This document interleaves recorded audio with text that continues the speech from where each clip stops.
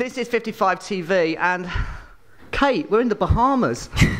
It's amazing, isn't it? I'm a little overdressed in velvet for the Bahamas. No, we're just about to go out. Yeah, okay. I mean, Spindle magazine sent us to the Bahamas for this shoot. I can't believe it. 55 TV gave me a massive calculator. What's all that about?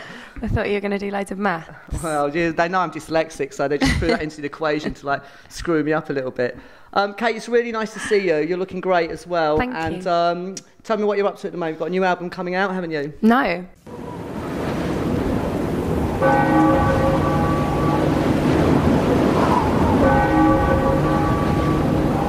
Haven't you? No. That's great. I've just finished touring for a year. My record came out in 2010 and I'm writing a new one. Okay then. But yeah, I'm just kind of getting home, writing some new songs, going to do a few European festivals. Great. I'm working on a project called Kate Nash's Rock and Roll for Girls After School Music Club. Okay. I'm trying to encourage young girls to write their own music because statistically there are way less female songwriters than male. Sure. And how is it writing yours? Your third album you're writing now, isn't it? Yeah. And what process are you in at the moment? At the minute, I'm just like going into my basement and like messing about on the guitar because I have no idea. I actually have no idea what I'm going to write. I wrote a new song the other day and rehearsed it, which was fun. But with the second record, I felt like I really knew what I wanted to write. And with this one, it's kind of a mystery. So it's exciting. How are you finding the process after this is your third album now? I mean, are you finding it difficult, or is it something you're just kind of like organically growing with yourself and taking time, or are you finding yourself under pressure with it? I think I always put myself under pressure, and I think that as a writer, you're always like, oh God, what if I can't write ever again? But it doesn't really matter how long it takes, you know, because you've just got to put out, you can't, like I would never put out something that I didn't think was good, so I'll just wait until I've written songs that I think are good enough, and then I'll release a record, because it's like quality over quantity, you know? Sure.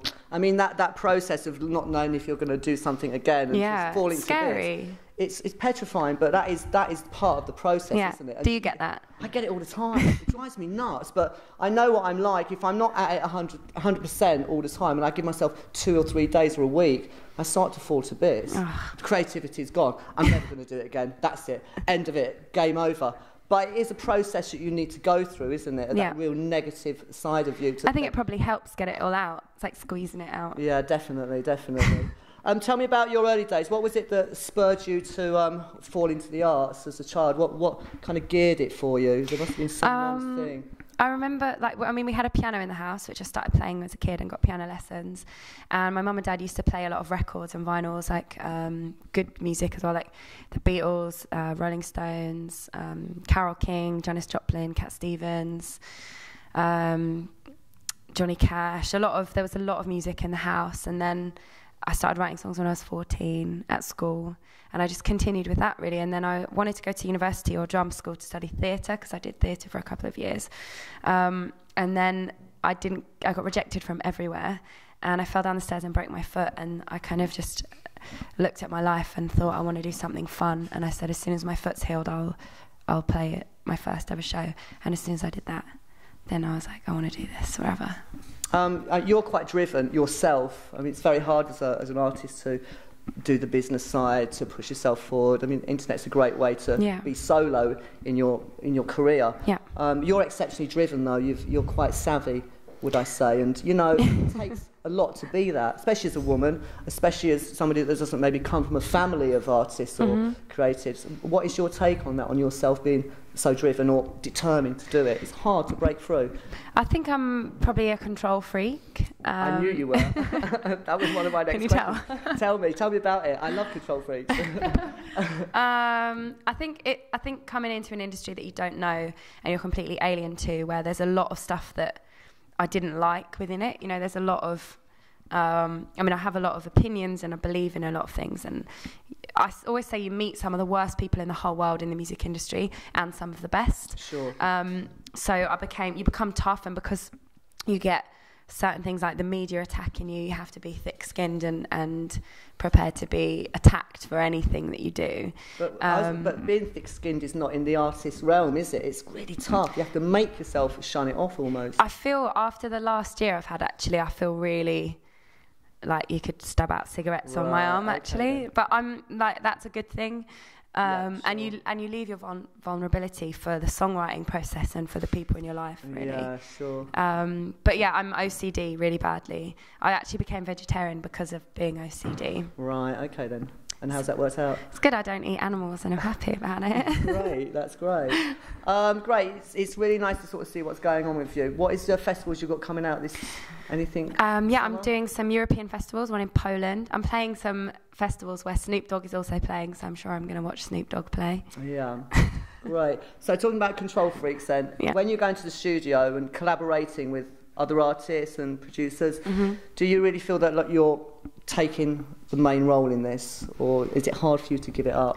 Yeah, I get really protective over things in the studio. That's why I really loved working with Bernard Butler, because I trusted him 100%, and I've had experiences in the past where I feel like I couldn't put my trust in that person, and I would never work with them again, and it made me feel even more of a control freak and even more closed up. And then working with Bernard Butler, he was like completely respectful and understood what I wanted to do and challenged me and pushed me and like helped, but also I felt like an independent within that, you know, so I really liked working with him on my second record. Sure.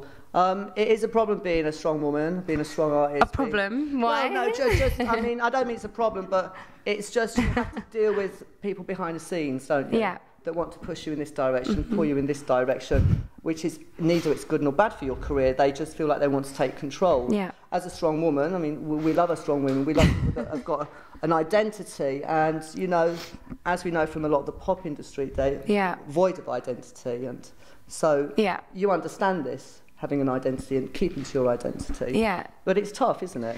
It is. I think it's really important to know who you are and why you started. I always try and think back to why I first started doing this and why I want to make music and what I believe in. And I think if you have a platform, you have to use it to say things, and you have to. I just want to try and change the world. I guess I'm a little bit of an idealist and a revolutionary, I'm kind of romantic in my ideas. So it's very important to stay true to yourself and set limits. Like, for example, I always say I'll never use a song in an advert, because I don't agree with art being used to sell products, really.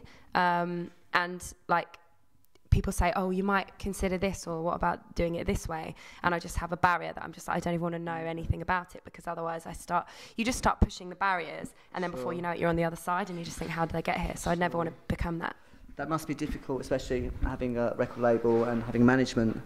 But you're doing well by sticking to it. I respect Stick to your guns. Well, you've got to, haven't you, to a degree, you know, and it gets harder and more successful you become, I suppose. But you have a lot more throw and you get more success. You're a London girl, aren't you? I am. How has it been growing up in London, growing up in the arts? It must be. I come from the suburbs, so London was just the most exciting place on the planet. Yeah. It was escape for me, being so fantastic as I am, you know.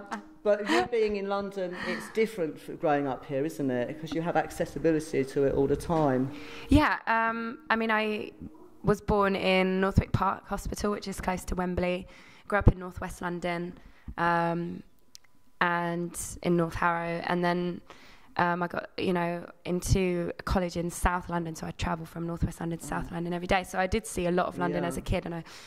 And it's definitely I've been here through like my most formative years in my life, and I think that it definitely shapes who you are, where you're from. I'm a big believer in like your roots are like integral in like the making of you. But I also think that traveling is really important, because it educates you and gives you a sense of like other people's cultures, and opens your mind. Like sometimes when you get out of London, you just think, oh God, I feel so relaxed, liberated. And you just think, wow, other things are happening. Like I went to Brazil at the beginning of the year, and I had the best time ever, and I couldn't believe it. I was like, it really opens your mind and gives you perspective on the fact that when you're in London, you're in the rat race and everyone's doing everything all the time. And do you think that's the only place you think it's that I just couldn't imagine not living here. But then when I go away, I feel better about being away. It's but very I'd still difficult London as well, because you have to be working 24 hours a day. Oh, yeah. There's no break for anybody, no. Especially if you work for yourself or an artist. It's insane. What's your favourite place in London? Well, I live in Bethnal Green, and I really like it there. I like Broadway Market. Probably that's where I go the most. There's a really nice market on a Saturday, and a lot of my friends live around East London. Great. It's really nice to catch up with Kate. We've got to go because Kate's doing a performance in the main ballroom in the Bahamas now, and I've got to go and turn her bed when she comes in. You've got to announce me in the hotel lobby. I'm going to be announcing in the hotel lobby. Kate, it's really nice to see you, yeah? Good to see you. Let's catch up soon. By the pool later. By the pool later with a bottle of champagne, yeah? All right. Thanks, Kate. This is 55 TV.